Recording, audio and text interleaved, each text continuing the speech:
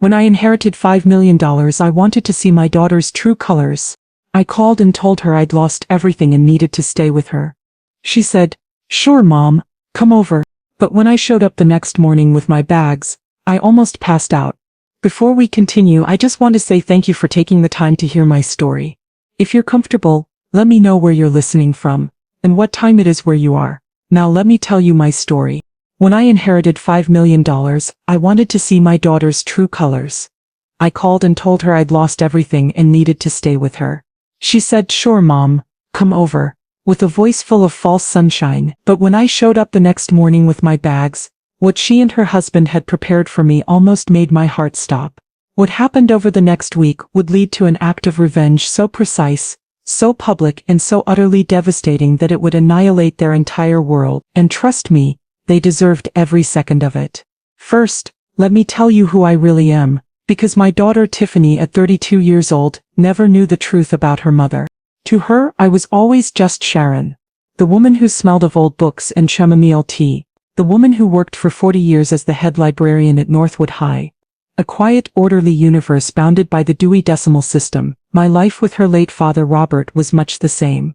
A small, sturdy house filled with second-hand novels, a garden we tended together, and a love that was as quiet, dependable, and profound as a classic story. We were happy.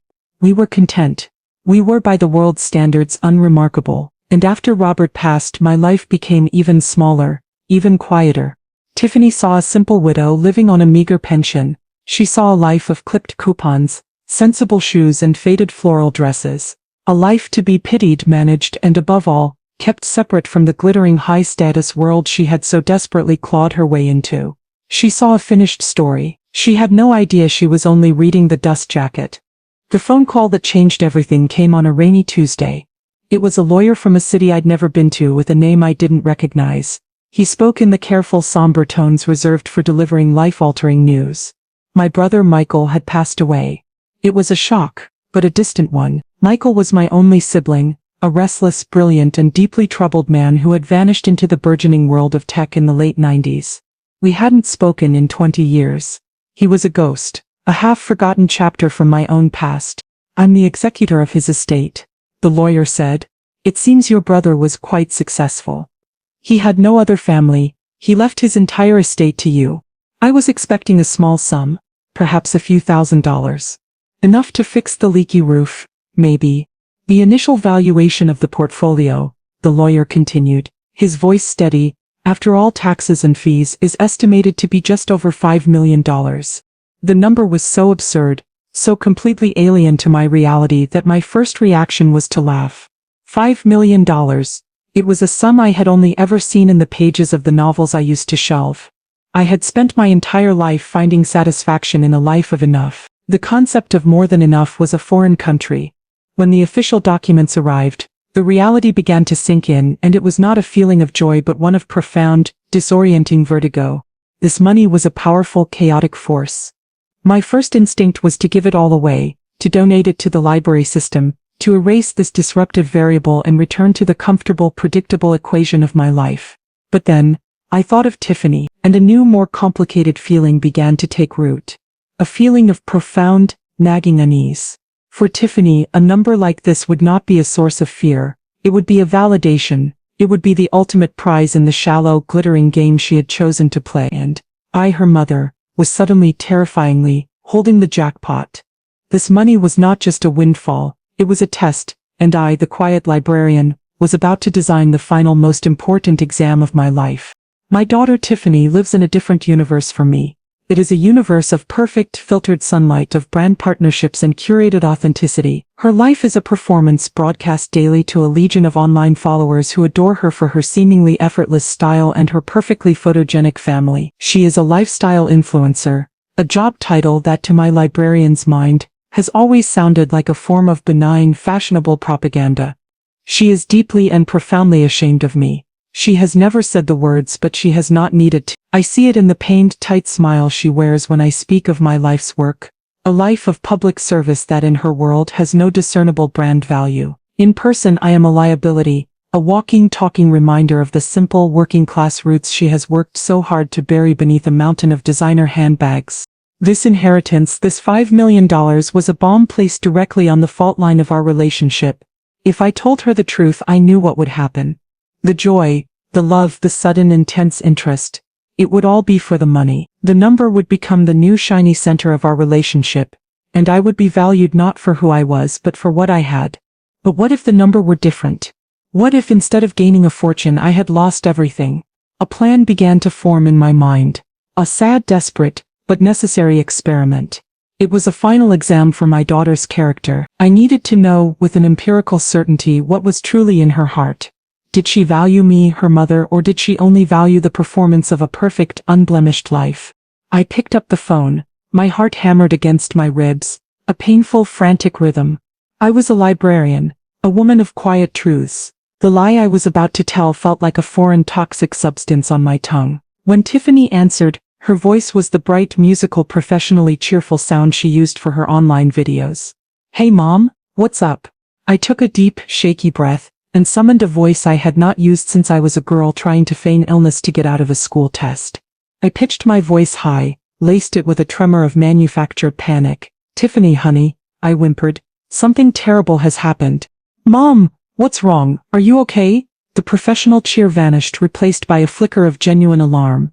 It's everything," I said, letting a sob surprisingly real catch in my throat. "The bank called. There was an error with Robert's pension. A clerical mistake all those years ago. It's all gone. They're taking it all back." I was a good librarian. I knew that the best fictions are built on a foundation of plausible detail. "And that's not all," I continued. "The lie now a torrent. The city. They sent a man. Something about unpaid property taxes from decades ago. An issue with the original title. They're condemning the house. I have to be out by the end of the week. I've lost everything. Tiffany, everything." I let the words hang in the air. A picture of complete and total ruin. Her mother was not just poor. She was homeless, destitute, a victim of a cruel and faceless bureaucracy. The silence on the other end of the line was long and heavy. It was not the silence of shock or of sympathy. It was a cold, calculating silence. I could almost hear the gears of her mind turning, not with compassion but with a frantic, panicked calculation of the social and logistical damage. When she finally spoke, her voice was different. The genuine alarm was gone, replaced by the strained, careful, public-facing voice of the influencer managing a crisis. The performance had begun. "Oh Mom," Tiffany said, her voice a carefully constructed performance of compassionate concern. "Oh, that's horrible. I can't believe it." The words were perfect. The delivery was flawless. It was a voice designed to project empathy without actually feeling it. "Don't you worry about a thing," she continued, her tone now brisk and reassuring. "We're family, and family takes care of family. Family first."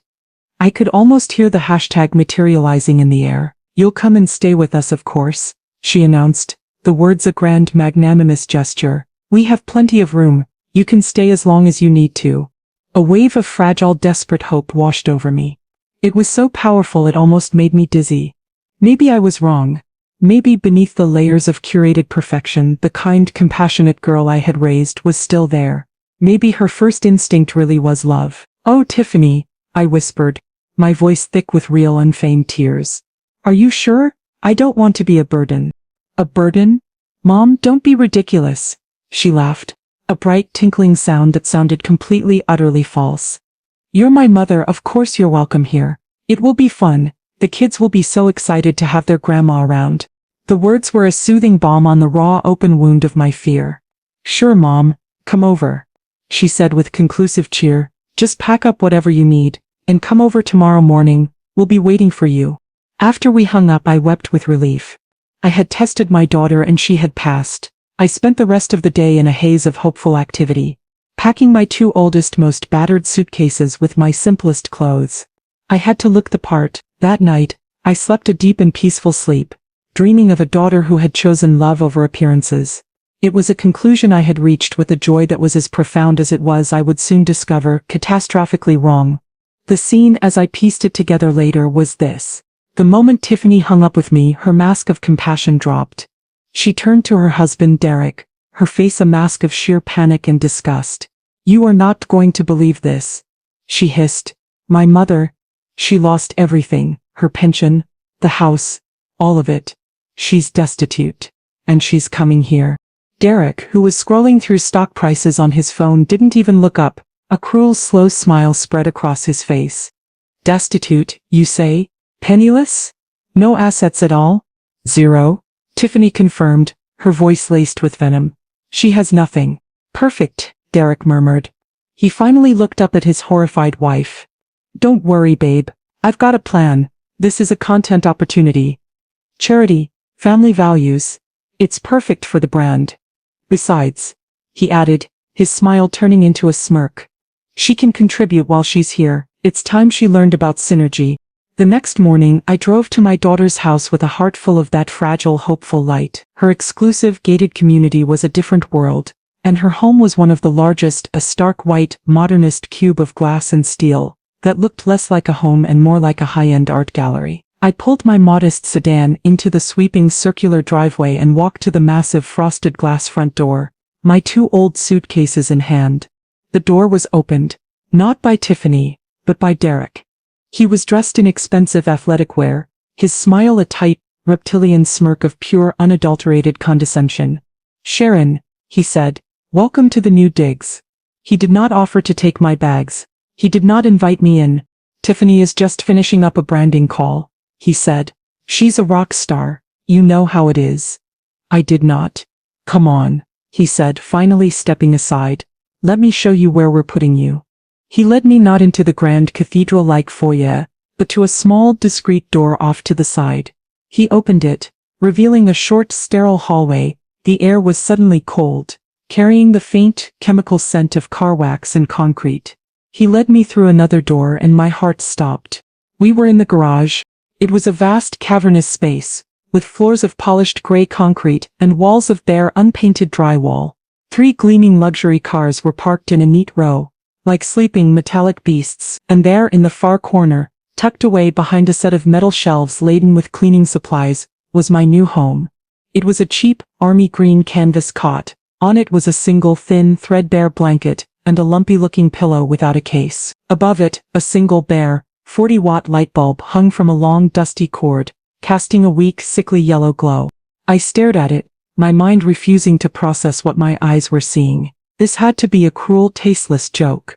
We've got you all set up, Derek said, his voice a cheerful, breezy sound that was a grotesque counterpoint to the horror of the scene. I finally found my voice. It was a small, strangled whisper. The garage. Derek's smile tightened into a look of practiced, patient explanation, the kind one uses on a particularly slow-witted child. Well, yeah, Sharon, he said. The 2 main guest rooms are our home offices now. Tiffany's content studio and my trading desk. The brand is expanding. You know, and the 3rd guest room is for the au pair. We just can't have you underfoot when we're trying to work. This gives you your own private space. It's perfect. I felt a wave of dizziness wash over me, a gray, fuzzy static at the edges of my vision. I reached out a hand to steady myself against the cold, concrete wall. The hope, the fragile, beautiful hope that had sustained me for the past 12 hours. Shattered into a million tiny razor-sharp pieces. I had come here seeking a safe harbor, a loving embrace. I had been given a cot in the garage. I had been classified with a swift and brutal efficiency, not as family but as inconvenient, human clutter, to be stored out of sight. I had wanted to see my daughter's true colors, and in that single devastating moment, I almost passed out from the sheer blinding, ugly brightness of them. I stood in the cold, echoing silence of the garage, the smell of gasoline and concrete filling my lungs. The initial shock was beginning to recede, replaced by a feeling so cold and so heavy it felt like a block of ice forming in my chest. It was the feeling of a betrayal so absolute that it defied all rational understanding. Derek, completely oblivious, was still talking, his voice a smooth, infuriating river of corporate jargon. The key here, Sharon, is synergy, he said, pacing in front of my cot as if he were giving a TED talk. We're a high-performance team in this house. Every member has to contribute to the overall brand value, and we see a real opportunity for you to add value here. He pulled a laminated sheet of paper from his back pocket. He held it out to me. My hand trembled as I took it. It was a list printed in a clean sans-serif font under a bold professional heading, Household Contribution and Synergy Rules, X Harrison. My name. They had created a formal document, A set of corporate bylaws for my own servitude. I read the list. Each bullet point was a small, perfectly crafted humiliation. Morning protocol 6:00 a.m. 8:00 a.m. Prepare children's breakfast menu posted on refrigerator. Pack children's school lunches organic, gluten-free. Walk and feed the family dog, Couture the ridiculously named French bulldog. Load morning dishes into the dishwasher. Daily maintenance protocol. Flexible hours. All family laundry wash, dry, fold and distribute. Note: all designer garments to be hand-washed separately. Full kitchen sanitization post-breakfast. Upstairs and downstairs bathroom cleaning daily. Aesthetic and brand integrity protocol. Please use the staff entrance at the rear of the house at all times. Refrain from entering the main living areas between 9:00 a.m. and 5:00 p.m. If guests are present, please remain in your designated area. My designated area. The garage. I looked up from the laminated list, my heart a slow, painful drum in my ears. I looked at Derek's smiling, expectant face. He was onboarding a new unpaid intern. He was formalizing my new role. I was not a guest. I was not family. I was a problem that had been solved with a cot and a chore list. I was the downstairs staff. We feel this is a fair and equitable arrangement, he said. You get a roof over your head and you get to contribute to the success of the Jackson family brand. It's a win-win. I couldn't speak. The words were trapped in my throat, choked by a rising tide of a grief so profound it felt like I was drowning. This was not just Derek's cruelty. This was Tiffany's. My daughter. She had known about this, she had approved this. She had, I was certain, helped to draft this document. Her bright, cheerful, "Sure, Mom, come over" was not an offer of love. It was a job offer. And this cold, humiliating list of duties was the contract. Any questions? Derek asked, his tone bright and final. I shook my head, the small movement requiring a monumental effort. Great, he said, clapping his hands together once. Welcome to the team. He turned and walked away, leaving me alone in the vast cold garage with my cot, my suitcases and my laminated list of duties. I sank down onto the edge of the cot, the cheap canvas groaning under my weight. I looked at the list, at the cold, black, merciless words, and for the first time since my husband had died, I felt a kind of despair so absolute, so complete, that it was a physical emptiness, a black hole that had just opened up in the center of my soul. My first week as the unpaid live-in help was a masterclass in psychological warfare, a slow, meticulous and soul-crushing campaign of 1,000 small cruelties. My days began at 5:30 a.m. in the cold, damp air of the garage. I would creep into the main house through the designated staff entrance, a silent ghost in my own daughter's home. The kitchen was a state-of-the-art marvel, but preparing breakfast in it was a nightmare of passive-aggressive instructions. Tiffany would leave a series of post-it notes on the refrigerator, her neat, loopy handwriting a familiar, painful stab to my heart. Mom, Zoe will only eat her avocado toast if the avocado is mashed, not sliced. And Noah's gluten-free pancakes were a little burnt yesterday. Let's be more careful. There was never a please or a thank you, only a relentless critique of my performance. The children, my grandchildren, were the most effective agents of their parents' cruelty. They had been raised in a world where service was something you ordered, not something you were grateful for. They looked at me not as their grandmother but as a new unfamiliar appliance. 10-year-old Zoe, a miniature version of her mother, would inspect the school lunch I had packed for her with the critical eye of a health inspector. Ugh, Grandma, she'd whine, holding up a perfectly good apple. This has a brown spot. I can't eat this. All my friends have organic, pre-sliced apple packs. 8-year-old Noah, a boy who communicated primarily in entitled grunts, would simply shove his iPad in my face when it needed charging, never making eye contact. I was the charging station. That was my function. But the most painful part of the day was when Tiffany was creating her content. I would be in the middle of scrubbing the vast marble-floored bathroom, my knees aching when I would hear her bright, professionally authentic voice drifting from her content studio. Hey, beautiful people, she'd chirp to her phone. Just taking a little midday break to talk about what's really important. Family. At the end of the day, it's all about the people you love. Right? I'm just so blessed to have such a supportive, amazing family around me. Family. First, authentic living. I would listen to her sell this beautiful, compassionate, family-oriented version of herself to the world, while her own mother was on her hands and knees, scrubbing her toilets, banished to the garage like a stray animal. The hypocrisy was a constant, low-grade poison. She barely spoke to me, and when she did, it was only to issue a new directive. Mom, there's a smudge on the glass of the front door. Can you get that? Or I saw you use the wrong polish on the dining room table. There's a special imported kind under the sink. I was not a person to her. I was a series of small domestic failures that needed to be corrected. I saw the test, my foolish hopeful experiment, for what it was. It was a catastrophic failure. I had wanted to see my daughter's true colors, and they were the colors of a cold, hard, and utterly ruthless ambition. She was not just a victim of her husband's cruelty. She was his willing, active co-conspirator. They were a team, and their brand, their beautiful, successful, blessed brand, was being built on a foundation of my own quiet, soul-destroying humiliation. The rage was building, a cold, hard knot in my chest. The dinner party was to be the crowning achievement of Tiffany and Derek's social season, a gathering of high-value individuals. My role in this performance was clear: to be invisible. Now, Mom, Tiffany said to me that morning, her voice a low, anxious hiss, tonight is very important for Derek's business. The garage door stays closed. The caterers will bring you a plate. You are not to enter the main house for any reason. Is that clear? Perfectly clear, I replied, my voice a dead, lifeless thing.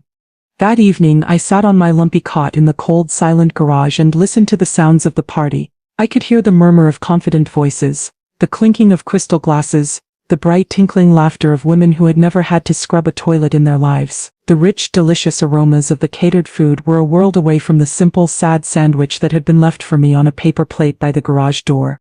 At one point, the door to the house opened, and a young uniformed caterer came into the garage. She looked at me with an expression of profound, pitying confusion. "Mom?" she whispered. "The host," he said. There were some extra dishes in the kitchen that needed to be cleared. Derek was summoning me. He was using me even now as the secret unpaid help, a ghost to clean up the mess of a party I was not fit to attend.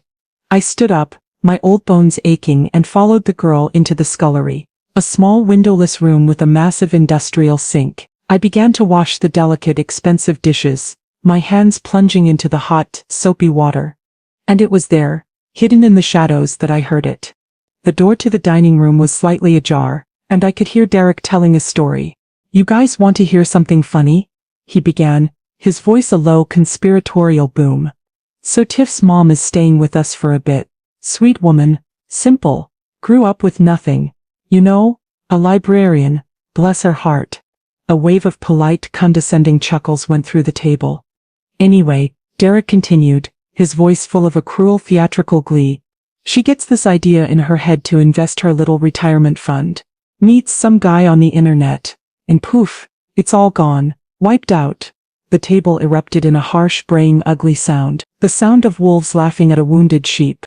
"So now," Derek said, his voice reaching the punchline, "she's living in our garage. Seriously, we set her up with a cot. And you know what? It's working out great. The house has never been cleaner. We call it our in-law internship.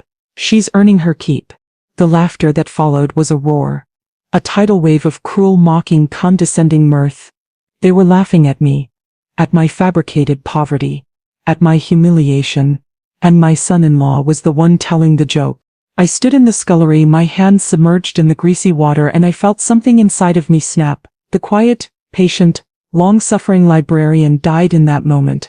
The woman who turned the other cheek, the woman who endured for the sake of a fragile peace, she was gone. And in her place, something new, something cold, and something utterly, terrifyingly resolute, was born. The test was over, the data was collected, the verdict was guilty, and the sentence, I decided in that silent, soapy, soul-crushing moment, would be a thing of biblical, beautiful, and absolutely public proportions. That night, sleep was an impossibility. The sound of that mocking laughter was a corrosive acid, eating away at the last vestiges of my patience and my grief. The sadness was gone, burned away by a cold, clean, and utterly focused rage. I was no longer a victim. I was a researcher, and I had just been assigned the most important project of my life: the systematic, intellectual, and public dismantling of Tiffany and Derek Jackson. I sat on my lumpy cot, the single bare bulb casting a harsh interrogative light on my old dependable laptop. The garage was cold, but I didn't feel it. I was fueled by a fire that had been smoldering for a week, and had just been fanned into a roaring inferno. I did what I have done for 40 years when faced with a problem. I began to conduct research. My subject was no longer my daughter, the person. My subject was Tiff Jackson Authentic, the brand. I went to her social media pages, not as a mother but as a rival opposition researcher. I scrolled through years of her life, her entire carefully constructed digital identity. It was a masterpiece of fiction. Post after post of her and Derek with captions that read, "So blessed to have a partner who is my rock." 100 pictures of the children, dressed in immaculate designer clothes, with hashtags like making memories and cherish every moment. And then there were the posts about family. So many posts about family. A picture of a sunset with the caption at the end of the day, "Family is the only thing that matters." A professionally shot photo of her, Derek, and the children with the words, "Teaching my kids that kindness and compassion are the greatest luxuries." And then, I found the mother load. A recent post, from just a few weeks ago, was a long, effusive announcement. Tiffany. My Tiffany had been nominated for a prestigious new award in the influencer industry, the Golden Family Award. I clicked the link. It was a massive career-making brand partnership, sponsored by a huge family-oriented corporation. The prize was a 6-figure contract and a national advertising campaign. The award, according to the website, was to be given to the female influencer who best embodies the modern, authentic, and compassionate values of the modern American family. The ceremony, a glittering high-profile gala, was to be held in 2 weeks, and my daughter, the woman who had put her own mother on a cot in the garage, was the frontrunner. The hypocrisy was so perfect, so complete, that it was almost beautiful. This was it. This was the weapon. Her entire brand, her entire career, her entire fraudulent identity, was built on a lie of authenticity, a lie of family values, a lie that I, her mother, was uniquely and now powerfully positioned to expose. I stayed up all night, my fingers flying across the keyboard. I was a librarian in her element, cross-referencing, gathering sources, building a case. I researched the corporation sponsoring the award, their board of directors, their PR and marketing departments. I researched the other nominees. I researched the gala itself, the venue, the guest list, the media outlets that would be covering it. By the time the first gray light of dawn began to seep under the garage door, my plan was fully formed. It was not a plan of emotional confrontation. It was a plan of quiet, academic, and absolutely devastating precision. It was a librarian's revenge. I would not argue with her. I would not yell. I would simply present my research, and I would do it on the biggest, most public, and most professionally damaging stage imaginable. The test was over. The dissertation was about to be written. The next morning I began to move my pieces into place. I was a general, quietly marshalling my forces for a surprise attack. My first act was one of strategic retreat. I found Tiffany in the kitchen, looking exhausted and hungover from her party. "Tiffany," I said, my voice a model of quiet, defeated resignation. "I can't stay here anymore. This isn't working. I'll go to a shelter." The look on her face was one of pure, unadulterated relief. The problem of her mother was solving itself. "Oh, Mom," she said, her voice dripping with false sympathy. "Are you sure? I mean, we're happy to have you." "I'm sure," I said. "I'll be gone by this afternoon."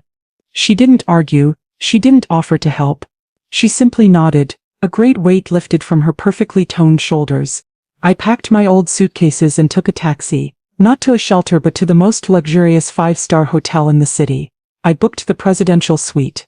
From my new opulent headquarters, my war room, I began the quiet execution of my plan. My first phone call was to one of the top litigation firms in the country. I had found the name of their senior partner in my research. He had a reputation for taking on high-profile cases of corporate fraud.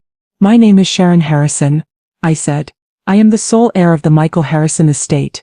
I have recently come into a significant fortune, and I am looking to put a legal team on retainer. I have a rather unique and time-sensitive case of emotional distress and elder abuse I would like to discuss."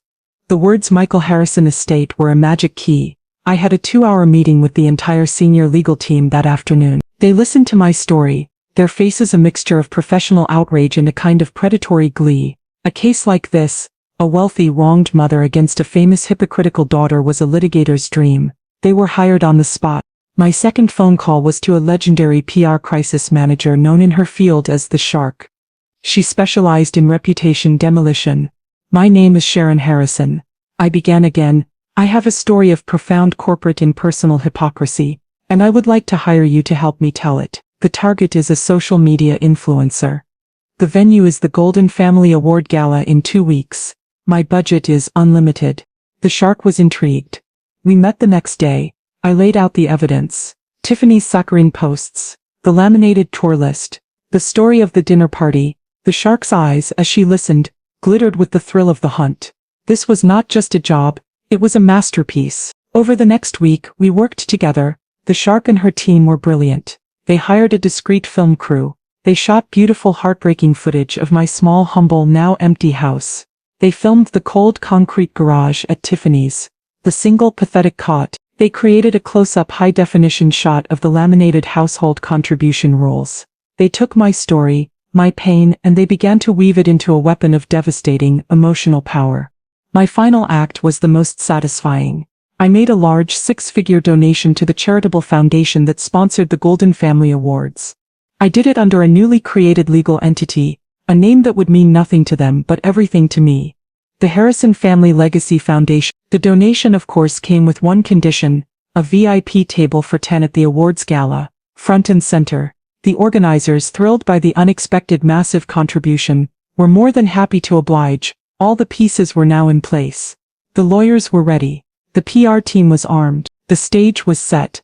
I was about to learn that revenge, like a good story, is all about the editing, and I was about to edit my daughter's life down to its one brutal, undeniable truth. The night of the Golden Family Award Gala was a perfect, glittering jewel.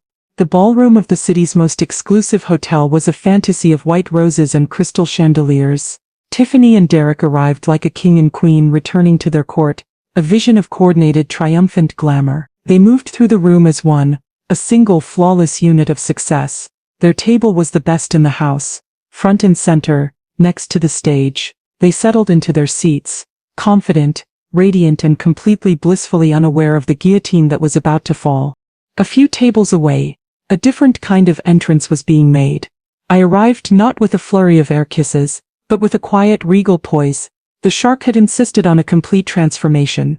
The simple, retired librarian was gone. My hair was styled in a sophisticated, elegant chignon. My makeup was subtle but transformative. The dress was a masterpiece, a custom-made couture gown of deep, midnight blue silk, and around my neck, a breathtaking multi-strand diamond necklace that had been my one extravagant gift from my late brother. I was not Sharon Harrison, the embarrassing mother. I was the matriarch of the Harrison Family Legacy Foundation, and I looked every inch the powerful multi-millionaire I now was. I was seated at my VIP table, along with my legal team and the shark, all of us dressed in the quiet, confident armor of the truly powerful, and then they saw me. I watched as Tiffany's bright, confident smile froze, then collapsed. Her glass of champagne stopped halfway to her lips. Derek's jaw literally dropped. The color drained from his tanned face.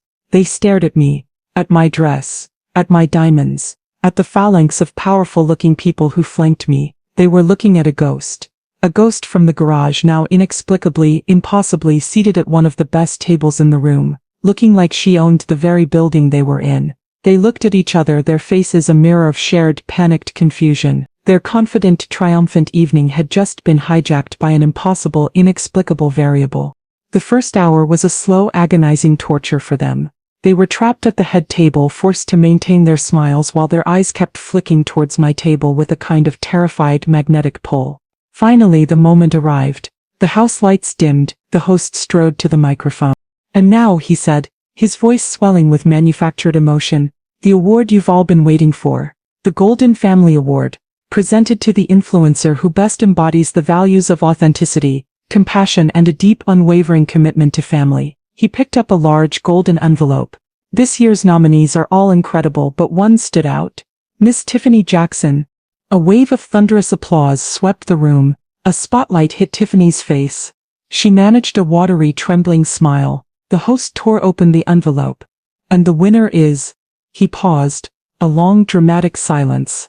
But then, he frowned, tapping his earpiece. "Hold on a moment, ladies and gentlemen," he said, a look of genuine confusion on his face. "I'm just getting a message from our control room. It seems the award committee received a last-minute, anonymous submission. a piece of content that provides a deeper, more personal look into our nominee's family values. A low murmur of confusion went through the crowd.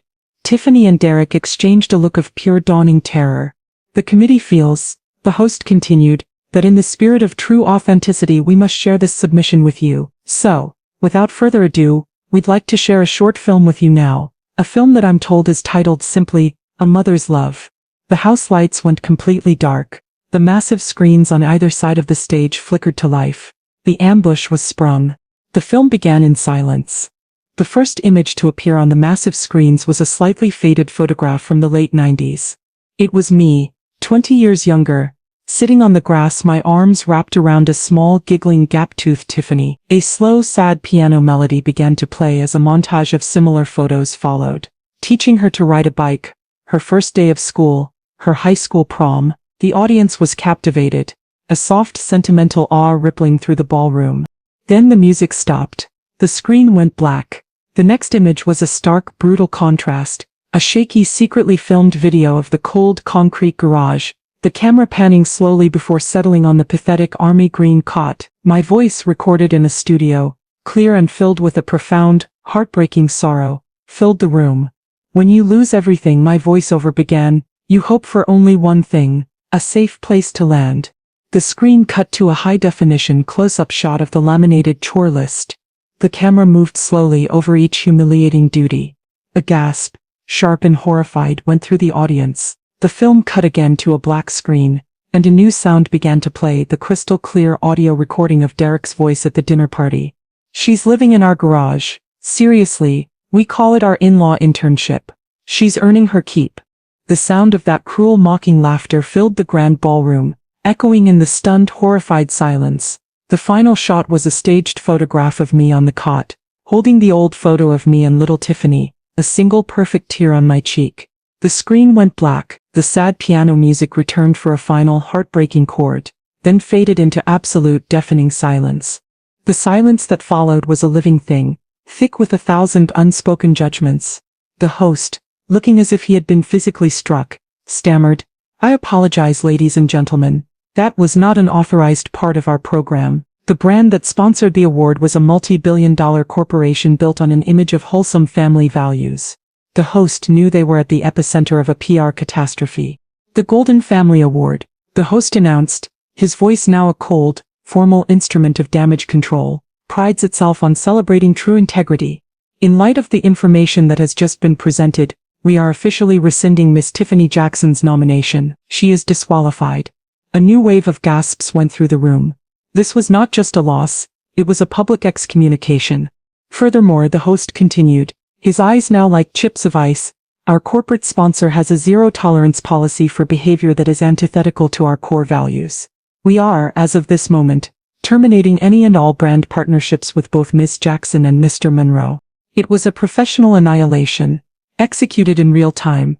As if on cue, a man in a sharp, dark suit, the lead litigator from my firm, rose from my table.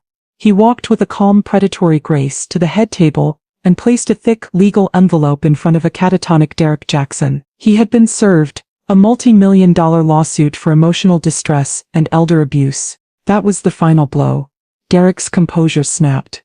He looked at the legal documents, at the ruins of his career, then at his wife. "You?" he hissed, his voice a low, vicious sound meant only for her. "This is all your fault. Your pathetic, trashy family. You've ruined me." He stood up, kicking his chair back with a loud, violent crash. He did not look at her again. He simply turned and stormed out of the ballroom, abandoning his wife to face the wreckage alone. A month passed. The fallout from the gala, which the industry had dubbed the mother of all takedowns, was absolute. Tiffany and Derek's social media accounts went dark. Their brand was toxic. Their careers were over. Derek, facing a lawsuit he could not possibly win and a public disgrace he could not endure, had officially filed for divorce, eager to sever all ties with the woman who had led to his downfall. He fought for everything in the settlement, using Tiffany's public disgrace as leverage. Tiffany had lost it all. Her husband, her career, her carefully curated friends who had vanished like mist in the morning sun. The lawsuit, which my lawyers had pursued with a relentless surgical precision, was settled out of court. The terms were harsh. Derek, in a final act of self-preservation, agreed to a settlement that effectively bankrupted them both, forcing the sale of their beautiful minimalist house to cover the damages and legal fees. He walked away with a fraction of his former wealth, but his freedom, Tiffany was left with nothing. She vanished. For weeks there was no word. My calls went unanswered, my texts were left unread. She had been cast out of her glittering artificial paradise and had simply disappeared into the wilderness of her own making. I, in the meantime, had returned to my small, quiet home. The $5 million, which had felt like such a chaotic, disruptive force, now felt like a tool I had used to carve out a brutal but necessary form of justice. I did not feel triumphant. I did not feel a sense of victorious satisfaction. I felt a deep, profound and aching sorrow. I had won the war, but the primary casualty had been my own daughter. The rage that had fueled my plan was gone, leaving behind only the cold gray ash of grief. Had I gone too far? Had my own need for justice blinded me to the possibility of a simpler, kinder path? The questions haunted the quiet rooms of my house, a constant low-grade hum of doubt and regret. I had wanted to see her true colors, but I had not expected the sight to be so utterly, devastatingly heartbreaking. I had proven that she was shallow and cruel, and that her values were a cheap imitation of the real thing. But she was still my daughter, and she was now alone, broken, and lost. The librarian in me had executed a perfect, flawless research project. The mother in me was left to weep over the results. One rainy Saturday morning, a month after the gala, there was a knock on my door. It was not a loud, confident knock, but a soft, hesitant, almost fearful tapping that was barely audible over the sound of the rain. I opened it. It was Tiffany. The woman standing on my porch was a stranger. The glamorous, confident influencer, the woman who had looked like a golden statue at the gala, was gone. Her hair was a matted, unwashed mess. She was wearing cheap sweatpants and an old stained sweatshirt that I vaguely recognized as one of Robert's. She was painfully thin, and her face was pale and puffy from what looked like a month of crying. She was no longer performing. There was no brand, no filter, no curated perfection. There was just a broken, miserable woman standing in the rain. She did not speak. She just looked at me. Her eyes, the same eyes I had looked into for 32 years. The eyes that had once shone with so much life and promise were now filled with a shame so profound, so absolute, that it was a physical presence. And then, her legs seemed to give out. She collapsed onto my doorstep, not in a theatrical, dramatic fall, but in a slow, boneless heap, her body racked with the kind of deep, gut-wrenching sobs that come from a place of absolute, bottomless despair. I did not rush to comfort her. I did not pull her into my arms. The wound was too deep, the betrayal too raw. A simple hug would have been a lie, a cheap and easy bandage on a wound that required a much deeper, more painful kind of healing. So I simply stood there in the open doorway and let her cry. I let the storm, the one that had been gathering for years, finally completely break. It was a long, cleansing storm, a torrent of all the shame, all the regret, all the self-loathing she had so desperately tried to hide behind her perfect, empty life. When the sobs finally subsided into ragged, hitched breaths, she looked up at me, her face a mess. "I'm sorry, Mom," she whispered, the name a ghost from a childhood she had tried so hard to erase. "I'm so sorry." It was the first, truly authentic thing I had heard from her in a decade. There was no performance, no calculation. It was just the simple, brutal, heartbreaking truth. I did not say, "I forgive you." The words would have been meaningless. Forgiveness is not a switch you can flip. It is a long, hard road, and she had not even taken the first step. But I did say, "Get up, Tiffany. You'll catch your death of cold out here." I reached down and for the first time in what felt like a lifetime, I took my daughter's hand. It was cold and thin. I helped her to her feet, and I led her inside into the warm, quiet house she had once been so ashamed of. I sat my daughter down at the small, worn kitchen table where she had done her homework as a child. I made her a cup of tea, my hands moving with the familiar, comforting rituals of motherhood. She did not ask for money. She did not ask for a place to stay. She just sat there clutching the warm mug in her trembling hands, a refugee in her own past, her eyes darting around the simple, book-filled room as if seeing it for the first time. I let the silence sit for a long time, a quiet, contemplative space for her to simply be in, without the need to perform.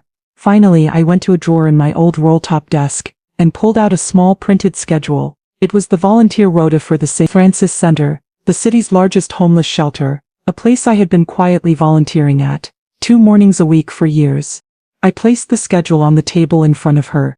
"Your new life," I said, my voice quiet but firm, devoid of pity or anger, "starts with understanding the one you almost forced on me. The real one, not the one you hear about in cruel stories at dinner parties." I pointed to a line on the schedule, a simple entry in a grid of names and times. "I work the breakfast line tomorrow morning. 6 a.m., we'll go together."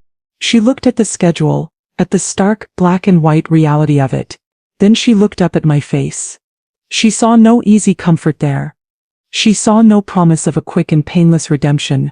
She saw only a hard, clear and unwavering path forward. A path that did not involve money, or luxury, or brand partnerships. A path that involved hard, unglamorous, anonymous work. A path that led not away from her shame, but directly through it. She looked down at her hands, the hands that had once been so perfectly manicured, the hands that had typed 1,000 empty hashtags about authenticity and compassion, and she gave a single slow and deeply meaningful nod. It was not forgiveness, it was not a reconciliation, but it was a start. It was an acceptance of the terms. It was the first tiny fragile seed of a new foundation, planted in the hard, unforgiving soil of a difficult but finally authentic truth. The inheritance she had so desperately craved, the one she thought was measured in dollars, was still there for her to claim. But she now understood, with a clarity that had cost her everything, that its price was not money but character, and the work to earn it was just beginning.